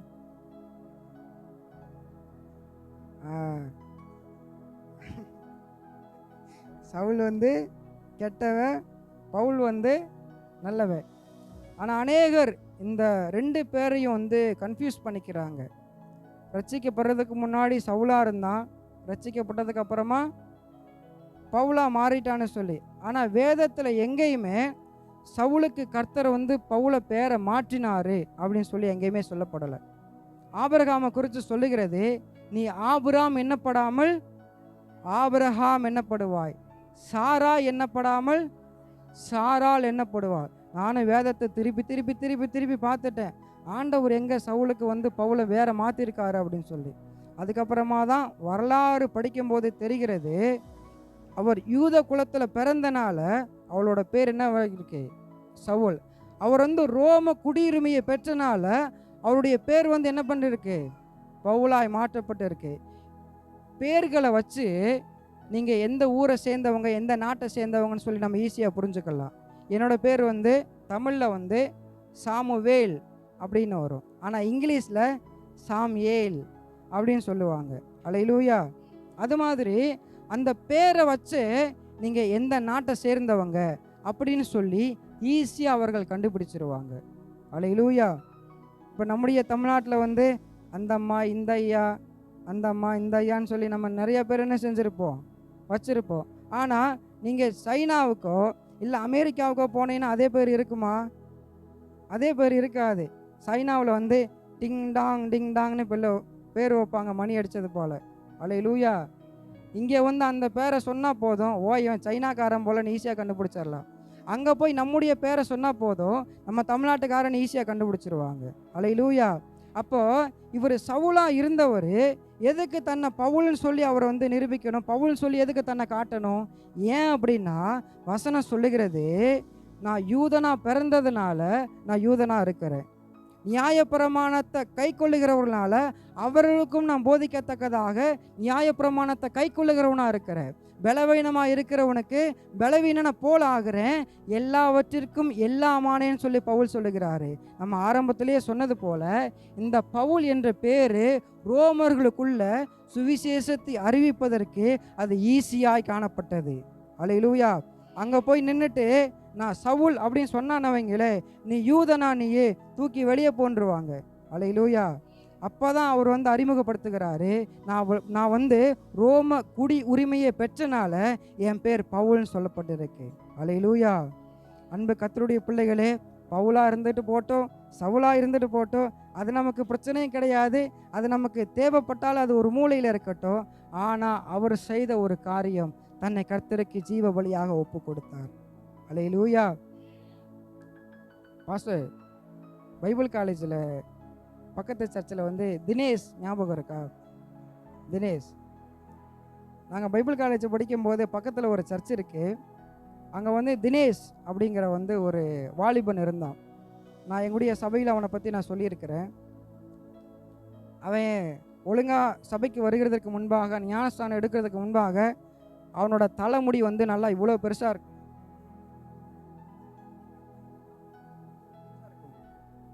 சட்டையெல்லாம் ரொம்ப டைட்டாக போட்டிருப்பான், பேண்டெல்லாம் ரொம்ப டைட்டாக போட்டிருப்பான். ரொம்ப நாளைக்கு அப்புறம், ஒரு வருஷம் 2 வருஷத்துக்கு அப்புறம் அவனை நான் பார்க்குறேன், ஞானஸ்தானம் எடுத்துட்டான். அது அவனை ஞாபகம் இருக்கே, சம்பவம் ஞாபகம் இருக்கான்னு தெரில. அவன் ஞானஸ்தானம் எடுத்துட்டான். ஒரு நாள் பக்கத்து சர்ச்சுக்கு ப்ரேயர் போகிறேன், மண்டையை அப்படியே ஒட்டி வெட்டி இருக்கான். பார்க்கவே ஒரு மாதிரி இருக்கு. என்னடா இது கோலம் அப்படின்னு கேட்டேன். சட்டை எப்படி தெரியுமா போட்டிருக்கான்? அவங்க அப்பா போடுற மாதிரி 2 மடங்கு போட்டிருக்கான். அப்படியே தொலைன்னு இருக்கு. அந்த சட்டைக்குள்ளே இன்னொரு ஆள் போகலாம், அப்படிப்பட்ட சட்டை போட்டிருக்கான். பேண்ட்டு லூஸாக இருக்குது. அவனை பார்த்து நான் கேட்டேன், என்னடா இது கோலம் அப்படின்னா, நான் தான் ஞானஸ்தானம் எடுத்துட்டேன்ல, அல்லேலூயா, நான் தான் ஆண்டவரை முழுமையாக நான் ஏற்றுக்கொண்டுட்டேன்ல. அப்போ தான் ஒன்று புரிஞ்சுக்கிட்டேன், கிறிஸ்துவுக்கு உள்ள நம்ம ஒப்பு கொடுக்கும் போது நம்முடைய சுபாவங்களும் மாறுது, நம்முடைய தனிப்பட்ட வாழ்க்கையும் மாறுது, நம்முடைய வாழ்க்கையும் கர்த்தர் மறுரூபப்படுத்துகிறதற்கு கர்த்தர் போதுமானவராக இருக்கிறார். அல்லேலூயா. ஒரு 2 வாரத்துக்கு முன்பாக எங்களுடைய சபையில் வியாழக்கிழமை சாயந்தரம் 7 மணிலேருந்து 8 மணி வரைக்கும் ஆண்கள் மீட்டிங் நடக்கும். ஒரு 4 ஆண்கள் உட்காந்து ஜெபம் பண்ணிட்டு இருக்கிறோம். ஒரு பெரியவர்னா அவருக்கு வந்து ஒரு 60-70 வயசு இருக்கும். எல்லாரும் ஜெபம் பண்ணி முடிச்சாச்சு. கவனிங்க, எல்லாரும் ஜெபம் பண்ணி முடிச்சாச்சு. அவர் ஜெபம் பண்ணுறாரு. லாஸ்ட்டு ஜெபம் என்ன ஜெபம் பண்ணார் தெரியுங்களா? உட்காந்து இருக்கிற 4 பேருக்கு ஜெபம் பண்ணிட்டு லாஸ்ட்டாக எனக்கு ஜெபம் பண்ணுறாரு, ஆண்டவரே எங்களை வழி நடத்துகிற பாஸ்டர் ஆசீர்வதிங்க. என்ன ஜெபம் பண்ணுறாரு? அவருக்கு வயசு என்ன, 60-70 வயசு இருக்கும். அந்த வார்த்தை என்னை தொட்டுச்சு. ஆண்டவரே, வழி நடத்துகிறவங்க எப்படி இருக்கணும்? 70 வயசு அந்த நபர் ஜெபிக்கிறாங்க. அவரை விட நான் வயசு ரொம்ப குறைவு, அவரை விட வயசு எனக்கு ரொம்ப கம்மி. ஆனால் அவர் ஜெபித்த ஜெபம், எங்களை வழி நடத்துகிற பாஸ்டர் ஆசீர்வதிங்க. அப்படியே நான் ஒரு நிமிஷத்தில் அக்செப்ட் ஆகிட்டேன். என்ன அர்த்தம்னா, வழி நடத்துகிற நான் எப்படி இருக்கணும் அப்படின்ற ஒரு வார்த்தை எனக்குள்ளே வந்துச்சு. அன்பு கர்த்தருடைய பிள்ளைகளே, ஒருவேளை இந்த மீடியாவில் பார்க்குற எல்லா கர்த்தருடைய ஊழியத்தை செய்கிற பிள்ளைகளுக்கும் நான் சொல்லுகிற, விசுவாசங்களை காட்டிலும் ஊழியக்காரருடைய வாழ்க்கை இன்னும் மறுரூபமாய் காணப்படணும். நம்முடைய சாட்சியை பார்த்து விசுவாசிகள் ரட்சிக்கப்படணும். நம்முடைய சாட்சியை பார்த்து விசுவாசியுடைய வாழ்க்கை மறுரூபமாக்கணும். ஊழியக்காரங்களை பார்த்து சொல்லிடக்கூடாது, வழி நடத்துகிற அவரே அப்படி இருக்காரு, அவரே சரியில்லை, அப்புறம் விசுவாசிகள் நாங்கள் எங்கே எப்படி இருக்கிறதுன்னு ஒரு நாள் என்ன செஞ்சிடக்கூடாது, வந்துடக்கூடாது அந்த வார்த்தை. அன்னைக்கு நான் முடிவு பண்ணேன், அப்பா இது வரைக்கும் நான் எப்படி இருந்தேன்னு தெரியல, ஒருவேளை சபையில் நான் கோவப்பட்டு இருக்கலாம், ஒருவேளை சபையில் விசுவாச இடத்துல தேவையில்லாத வார்த்தைகளை நான் விட்டு இருக்கலாம். அந்த வார்த்தை என்னை ரொம்ப தொட்டுச்சு. வழி நடத்துகிறேன்னா கர்த்தருக்கு இன்னும் என்னை முழுமையாக ஒப்பு கொடுக்கணும். வழி நடத்துகிறேன்னா அநேகருக்கு முன்பாக, அநேகருடைய கண்களுக்கு முன்பாக சாட்சி உள்ள வாழ்க்கை வாழத்தக்கதாக இன்னும் நான் என்னை ஒப்பு கொடுக்கணும்னு சொல்லி ஆண்டவர்கிட்ட நான் அன்னைக்கு அர்ப்பணித்தேன். அல்லேலூயா. அன்பு கர்த்தருடைய பிள்ளைகளே, நம்ம வாழ்க்கை மாறணும் அப்படின்னா நிச்சயமாக நாம் கர்த்தருடைய கரத்தில் முழுமையாக நம்மை அர்ப்பணிக்க வேண்டும். அல்லேலூயா. சகையை குறித்து வேதவசனம் சொல்லுகிறது, வாசிக்க வேண்டாம், எல்லாத்துக்கும் தெரிஞ்சதான். சகையோ அவன் வரி வசூலிக்கிறவன். இயேசு அந்த வழியாக நடந்து போகிறாரு. சகையு குள்ளனானபடினால் என்று சொல்லி வேதவசனம் சொல்லுகிறது. சகையு குள்ளமாக இருக்கிறான், ஆனால் அவனுக்குள்ள ஒரு ஆசை என்ன தெரியுமா? இயேசுவை எப்படியாவது பார்த்தரணும். இயேசு அந்த வழியாக போகிறாரு, எப்படியாவது அவரை பார்த்தரணுன்ற ஒரு வாஞ்சை இருந்துச்சு. அங்கே ஓடுறான், இங்கே ஓடுறான், அங்கே போகிறான், இங்கே போகிறான், இயேசுவை பார்க்கவே முடியல. ஏன்? அவனுக்கு முன்பாக ஹைட்டாக ஆள் இருக்கிறாங்க. இவன் குள்ளனானபடியினால அவனால் இயேசுவை பார்க்க முடியல. ஆனால் ஒன்று செஞ்சான், வேகமாக ஓடி போய் மேலே இருக்கிற காட்டு அத்தி மரத்தில் என்ன செஞ்சிட்டான்? ஏறிட்டான். ஏறினதுக்கப்புறமா ஆண்டவர் அந்த மரத்துக்கு கீழே நடந்து போகிறாரு. மேலே சகையை பார்த்து சொல்லுகிறாரு, சகையவே நீ கீழே இறங்கி வா, இன்னைக்கு நான் உன் வீட்டில் என்ன செய்யணும்? இருக்கணும் அப்படின்னு சொல்லுகிறாரு. சகையோ ஒரு சந்தோஷத்தோட இயேசுவை கூட்டு போயிருப்பாரு. இயேசு வீட்டுக்குள்ளே வந்தது தாங்க. இயேசு சகையிட்ட எதுவுமே பேசலை. ஆனால் அவன் சொல்லுகிறான், ஆண்டவரே நான் யார்கிட்டையாவது அநியாயமாக வாங்கியிருந்தேன் அப்படின்னா நான் நாளாத்தனையாக நான் திரும்ப கொடுத்துட்றேன். அப்படின்னா என்ன அர்த்தம்? இயேசு வீட்டுக்குள்ளே வந்த உடனேயே, இயேசுவை சகேயு பார்த்த உடனேயே அவனுடைய வாழ்க்கையில் ஒரு மறுரூபம் உண்டானது. இது வரைக்கும் என் வாழ்க்கையில் அநேகர்கிட்ட நான் அநியாயமாக வாங்கியிருக்கலாம், இது வரைக்கும் அநேகரை நான் கஷ்டப்படுத்தியிருப்பேன், இது வரைக்கும் அநேகரத்தில் நான் சண்டை போட்டு நான் வாங்கி பிடுங்கியிருப்பேன். ஆனால் இயேசுவை நான் இன்னைக்கு பார்த்துட்டேன், இயேசு என் வீட்டுக்கு வந்துட்டாரு, என் வாழ்க்கையில் ஒரு மறுரூபம் உண்டாகட்டும்னு சொல்லிட்டு அவனே சொல்லுகிறான், யார்ட்டையாவது நான் அநியாயமாக வாங்கியிருந்தா நான் நாளாத்தினே என்ன செஞ்சிடறேன். இயேசு சொல்லுகிறாரு, இந்த வீட்டிற்கு இன்னைக்கு ரட்சிப்பு வந்தது.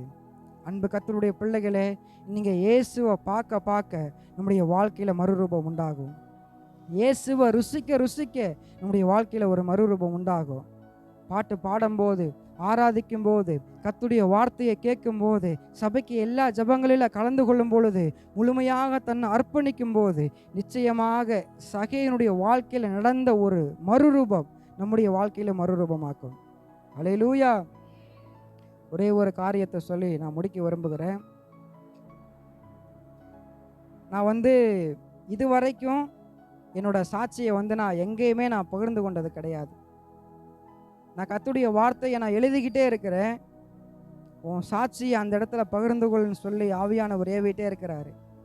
அப்பவும் சில கேள்விகள், ஆண்டவரே இந்த அவமானத்தை சொல்லணுமா அப்படின்ட்டு அப்படியே நான் கேட்குறேன், ஆண்டவரே என் வாழ்க்கையில் நடந்த இந்த அவமானத்தையும் நான் சொல்லணுமான்னு.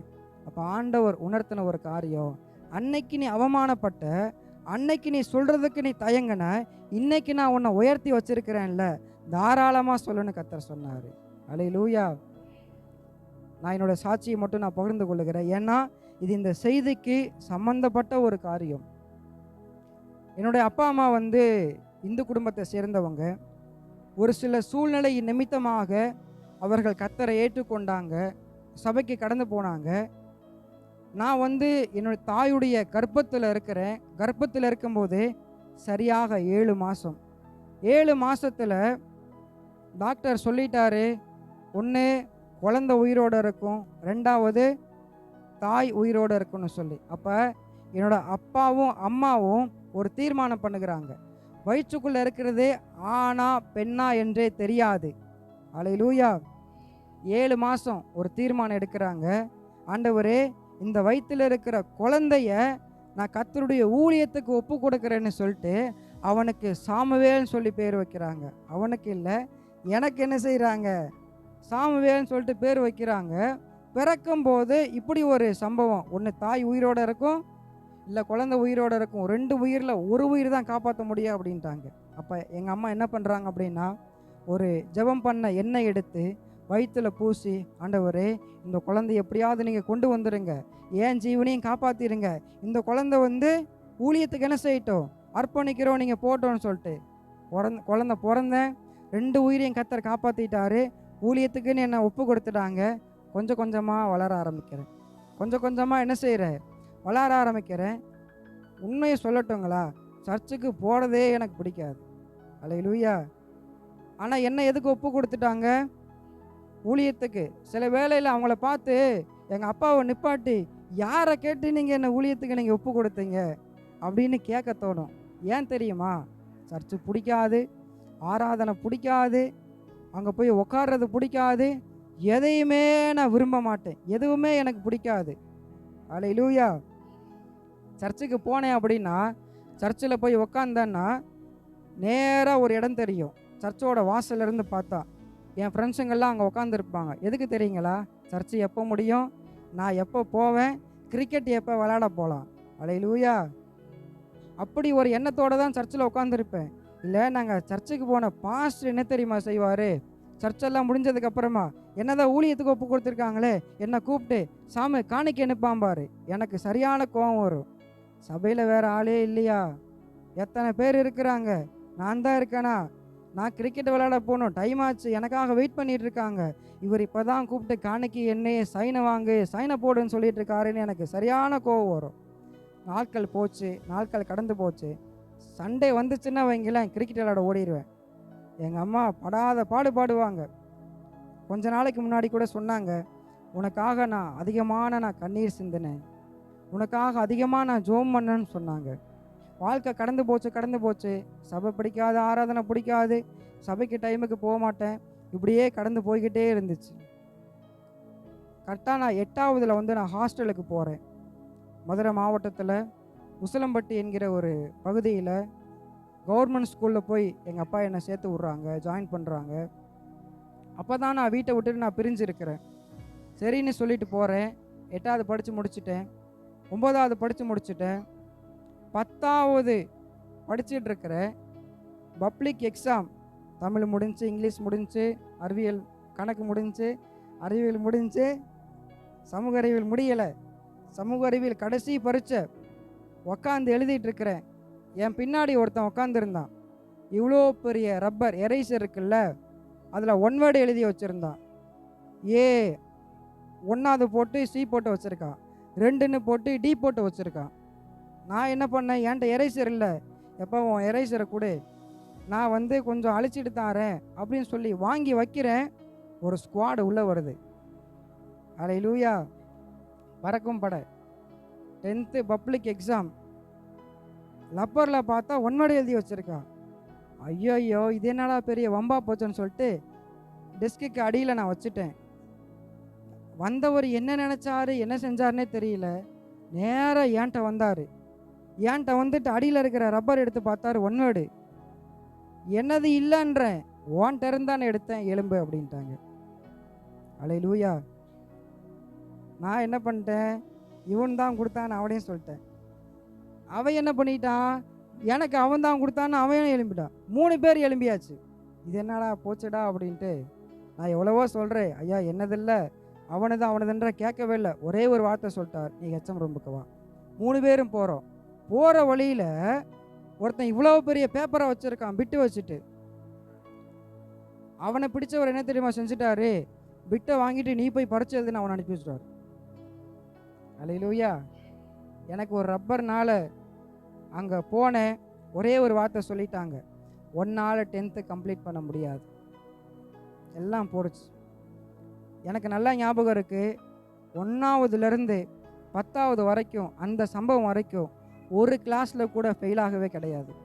எல்லாம் பாஸ். அந்த 10ஆவதுல நடந்த சம்பவம் மாட்டிக்கிட்டேன்னா அப்படி ஒரு சூழ்நிலை ஏற்பட்டுச்சு. ஏதோ ஒரு விதத்தினால அது ஒரு அசம்பாவிதம் நடந்துருச்சு. ஒரே ஒரு வார்த்தை சொல்லிட்டாங்க, நீங்கள் வீட்டுக்கு தயவு செய்து 3 பேரும் கிளம்பிடுங்க, எக்ஸாம் எழுதவே முடியாது அப்படின்ட்டாங்க. நான் வீட்டுக்கு போகிறேன். வீட்டுக்கு போயிட்டு அப்பாவுக்கு ஃபோன் பண்ணுறேன். அதெல்லாம் போட்டோம். வீட்டுக்கு போயிட்டு அப்பாவுக்கு போயிட்டு வீட்டுக்கு கூப்பிட்டு போயிட்டாங்க. 1 வருஷம் ஊரில் சும்மாவே இருக்கிறேன். 1 வருஷம் எதுவுமே பண்ணலை. கொஞ்ச நாளைக்கு அப்புறம் 1 வருஷம் கடந்து போச்சு. எங்கள் அப்பா என்னை பார்த்து கேட்குறாரு, பைபிள் காலேஜ் போகிறையா? அல்லேலூயா. எனக்கு என்ன பிடிக்காது, பைபிள் பிடிக்காது, சர்ச்சு பிடிக்காது, பாடுறது ஆராதிக்கிறது காணிக்கைன்றது கூட பிடிக்காது. அவர் ஒரு வார்த்தை கேட்குறாரு, சாமே பைபிள் காலேஜ் போகிறியாப்பா அப்படின்னு. நான் என்ன யோசிச்சிருப்பேன்னு நினைக்கிறீங்க? என்னதுமா?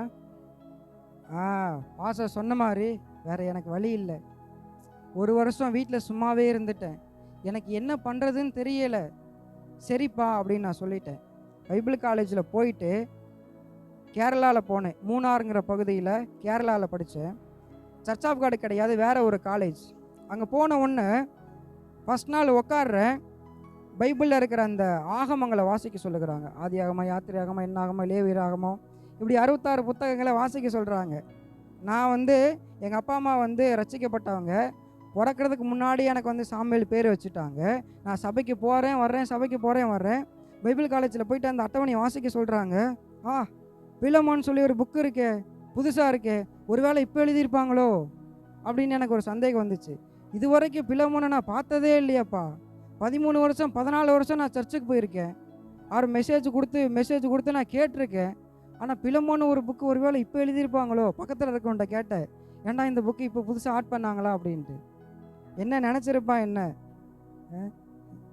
இதை எதுக்கு பைபிள் காலேஜ் வந்து என்னத்தை படித்து என்னத்தை ஊழிய பண்ண போகிறான்னு தெரிலன்னு யோசிச்சிருப்பாங்க. அங்கே 2 வருஷம் முடிக்க கர்த்தர் உதவி செஞ்சார்.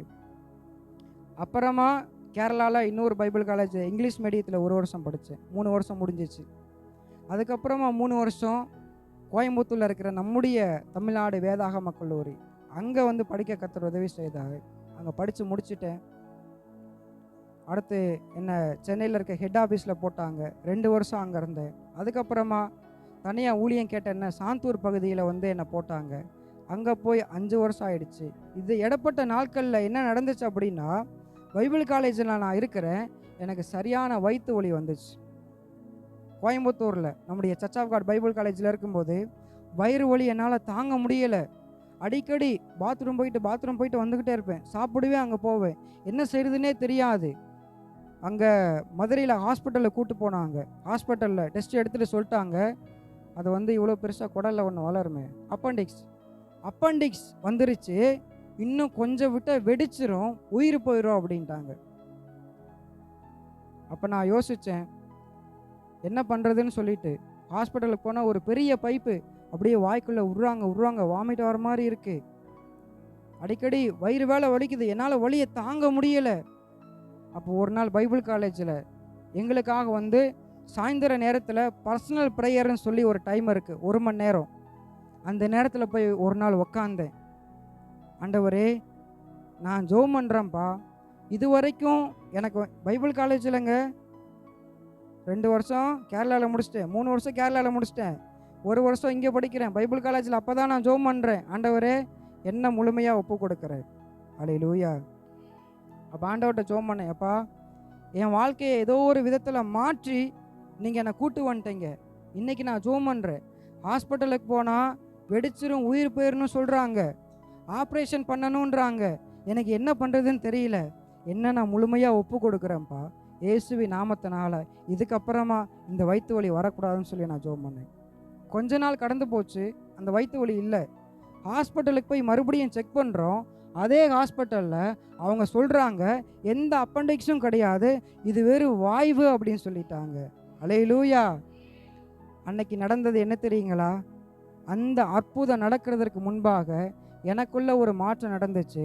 ரோமர் 12:1 படி, அப்பா என்ன கர்த்தருடைய கரத்தில் நான் முழுமையான ஒப்பு கொடுக்குறேன்ப்பா. என்ன கொண்டு நீங்கள் என்ன செய்ய சித்தமாக இருக்கிறீங்களோ அதை நீங்கள் செய்யுங்கன்னு நான் சொன்னேன். கர்த்தருடைய கிருபையினால் இந்த நாட்களில் அநேக இடங்களில் கர்த்தருடைய வார்த்தையை பகிர்ந்து கொள்ளும்படியாக நாங்கள் இருக்கிற ஸ்தலங்களிலே கர்த்தர் எங்களை உயர்த்தி வைத்திருக்கிறார். ஒருவேளை அன்னைக்கு நான் அவமானப்பட்டு இருக்கலாம். ஒருவேளை அன்னைக்கு நான் சொல்ல யோசித்தேன், நான் 10வது தான் படிச்சிருக்கிறேன், நான் 10வது கூட முழுசாக முடிக்கலை அப்படின்னு சொல்கிறதுக்கு நான் யோசித்தேன், அவமானப்பட்டேன். ஆனால் இன்னைக்கு என்னால் தைரியமாக சொல்ல முடியும். ஏன் தெரியுங்களா? கர்த்தர் நம்ம எடுத்து பயன்படுத்துகிறதற்கு உலக ஞானம் தேவையில்லை. ஒன்றே ஒன்று மாத்திரம் இருந்தால் போதும், முழுமையான அர்ப்பணிப்பு மட்டும் இருந்தால் போதும். அல்லேலூயா. அப்படியே நம்ம கண்களை மூடலாமா? இன்னைக்கு ஆண்டவர்கிட்ட சொல்லலாம், அப்பா நான் என்னை முழுமையான ஒப்பு கொடுக்குறேன்ப்பா, முழுமையான என்னை ஒப்பு கொடுக்குறேன். என் வாழ்க்கையில் ஒரு மறுரூபம் உண்டாகட்டும் ஆண்டவரே. என் வாழ்க்கையில் ஒரு ஆசீர்வாதத்தை கர்த்தர் தருகிறதற்காக நாங்கள் உமக்கு நன்றி செலுத்துகிறோம் ஆண்டவரே. அப்பா சபையாருக்காக நாங்கள் ஜெபிக்கிறோம், இங்கே இருக்கிற ஒவ்வொரு பிள்ளைகளுக்காக நாங்கள் ஜெபிக்கிறோம் ஆண்டவரே. கேட்ட வசனத்திற்காக நாங்கள் ஸ்தோத்திரம்ப்பா ஆண்டவரே. பவுலை குறித்து நாங்கள் பார்த்தோமே, அவன் அநேக கிறிஸ்தவர்களை துன்பப்படுத்தினாலும் அவன் வாழ்க்கையில் ஒரு சூழ்நிலை வரும்போது தன்னை ஒப்பு கொடுத்ததுனால அவன் வாழ்க்கையை கர்த்தர் மறுரூபப்படுத்தினீங்களே. இன்னைக்கு நாங்கள் எங்களை ஒப்பு கொடுக்குறோம். எங்கள் வாழ்க்கை மறுரூபமாக்கப்படட்டும், எங்கள் சபை ஆசீர்வதிக்கப்படட்டும் ஆண்டவரே. இங்கே இருக்கிற ஒவ்வொரு பிள்ளைகளையும் கர்த்தருடைய கரத்தில் நாங்கள் ஒப்பு கொடுக்குறோம் ஆண்டவரே. ஒரு மறுரூபத்தை கர்த்தர் தருவீராக. இப்போ இருக்கிற நிலைமை அல்லப்பா, இப்போ இருக்கிற ஆசீர்வாதம் அல்லப்பா, நாங்கள் விடுதலையோடு கர்த்தர் ஆராதிக்கத்தக்கதாக ஆண்டவரே, நாங்கள் மென்மேலும் உயரத்தக்கதாக எங்களை நாங்கள் ஒப்பு கொடுக்கும்போது ஒரு மறுரூபம் உண்டாகட்டும் ஆண்டவரே. நன்றி செலுத்துகிறோம்ப்பா.